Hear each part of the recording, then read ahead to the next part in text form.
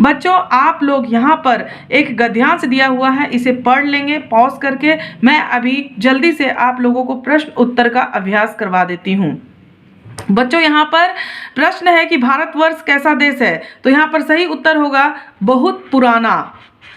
बच्चों यहाँ पर 2 नंबर प्रश्न है कि कौन देश ऋषि मुनियों का देश कहलाता है, तो इसका सही उत्तर होगा भारत। बच्चों यहाँ 3 नंबर प्रश्न है साबरवात का क्या अर्थ होता है, इसका सही उत्तर होगा झरना स्नान। बच्चों अब यहाँ पर जो 4 नंबर प्रश्न है भारतवासी किस पर डटे रहे, तो इसका सही उत्तर होगा 1 नंबर पुरानी सभ्यता संस्कृति पर। बच्चों अब यहाँ पर 2 नंबर जो प्रश्न है वो भी गद्यांश है, जो कि अपठित गद्यांश है। बच्चों आप लोग इसे पॉज करके पढ़ लेंगे। कक्षा 10 के लिए भी ये गद्यांश बहुत ही महत्वपूर्ण थे और इस गद्यांश के प्रश्न पूछे जा चुके हैं, परंतु बच्चों कक्षा 9 में भी ये अति महत्वपूर्ण है, इसके लिए हम लोग इसका अभ्यास करेंगे। आप लोग पॉज करके इसे पढ़ लेंगे। बच्चों यहाँ पर 5 नंबर जो प्रश्न है कि गाछ वृक्ष का क्या अर्थ होता है, इसका सही उत्तर होगा पेड़ पौधे। 6 नंबर प्रश्न गाछ वृक्ष किस द्वारा माटी से रसपान करते हैं, तो यहाँ पर सही उत्तर होगा जड़ द्वारा। पेड़ कब मर जाता है, इसका सही उत्तर होगा पानी न मिलने पर। यहाँ पर 8 नंबर प्रश्न है पेड़ के शरीर में रस का संचार किससे होता है, तो इसका सही उत्तर होगा माटी से। बच्चों यहाँ पर एक पत्र दिया है और इस पत्र में उपयुक्त जो सही शब्द है उसे भरना है। यहाँ पर इस प्रकार के प्रश्न आपको पूछे जाएंगे। तो यहाँ पर प्रश्न है बच्चों यहाँ पर प्रश्न है कि नीचे दिए गए पत्र लेखन के रिक्त स्थान को सही विकल्प द्वारा भरें। मेरे प्रिय मित्र नमस्कार, तुम्हारा डैश मिला, तो यहाँ 9 नंबर में 3 नंबर सही होगा, तुम्हारा पत्र मिला।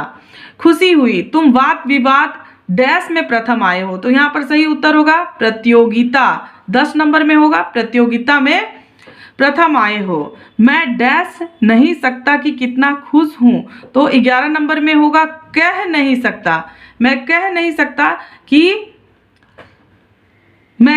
सकता कि कितना खुश हूँ। तुम इसी तरह मन लगाकर पढ़ाई के साथ साथ विद्यालय के अन्य डैश में भाग लेते रहो, तो यहाँ पर सही उत्तर होगा 12 नंबर में क्रियाकलाप में भाग लेते रहो, इससे तुम्हें डैश फायदा होगा, तो इसमें सही उत्तर होगा बहुत फायदा होगा।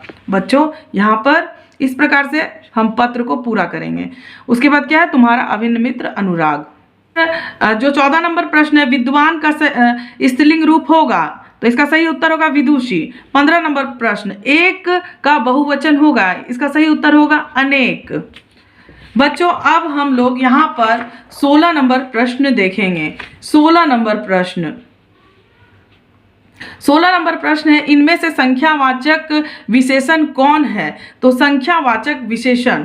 तो बच्चों संख्यावाचक विशेषण जहाँ पर संख्या का बोध होता है, जैसे 4 आदमी, यहाँ पर संख्या का बोध हो रहा है, तो सही उत्तर होगा 4 आदमी। कमर कसना मुहावरे का अर्थ है, यहाँ पर इसका सही उत्तर होगा तैयार होना। पर गालियां तो डैश बच्चे देते हैं, तो यहाँ पर सही उत्तर होगा गंदे बच्चे।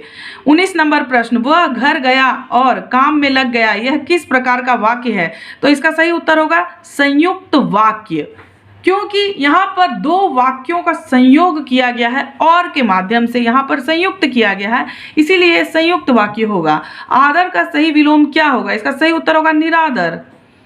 निर्गुण का संधि विच्छेद होगा निह जोड़ गुण।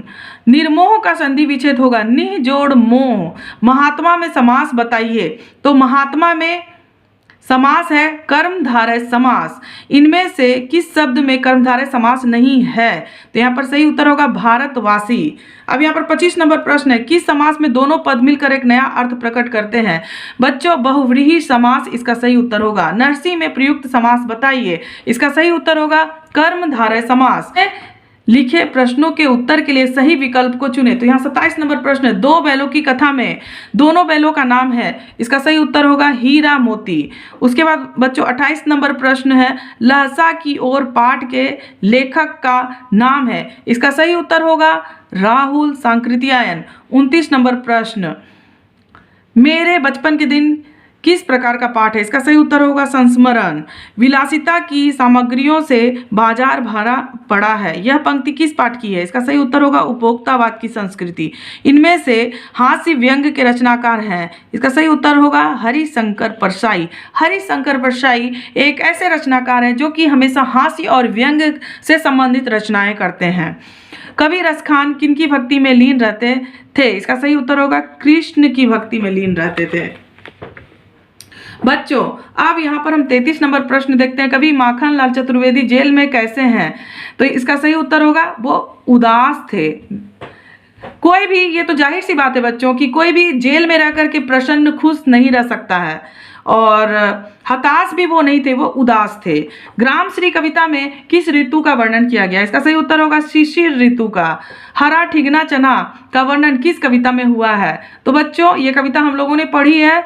ये जो कविता है वो है चंद्र गहना से लौटती बेर। रीढ़ की हड्डी पाठ के लेखक का नाम क्या है? इसका सही उत्तर होगा जगदीश चंद्र माथुर। मृत्यु का तरल दूध किसे कहा गया है? तो यहाँ पर सही उत्तर होगा बाढ़ को। माटी वाली कहानी में किस समस्या पर प्रकाश डाला गया है? इसका सही उत्तर होगा विस्थापन। रीढ़ की हड्डी पाठ में विवाह योग्य कन्या का नाम क्या है? इसका सही उत्तर होगा उमा। बच्चों यहाँ पर अंतिम प्रश्न जो 40 नंबर प्रश्न है, इस जल प्रलय में पाठ में किस शहर में आई बाढ़ का वर्णन किया गया है? इसका सही उत्तर होगा पटना। बच्चों इस प्रकार से हम लोगों ने सेट 1 का अध्ययन किया, और आप लोग 100% सफलता हासिल करने के लिए इसकी प्रैक्टिस जरूर करें। मुझे उम्मीद है कि आप लोग 100% सफलता हासिल करेंगे और आप लोगों को 40 में 40 अंक प्राप्त होंगे। बच्चों आने वाली जो मॉडल सेट है उसका भी आप लोग अच्छी तरह से अभ्यास करेंगे। जो भी मॉडल सेट मेरे द्वारा अपलोड किया जा रहा है, सारे मॉडल सेट को आप लोग एक बार पढ़कर जरूर तैयारी कर लेंगे, और आगामी परीक्षा के लिए आप लोगों को मेरी तरफ से ढेर सारी शुभकामनाएं।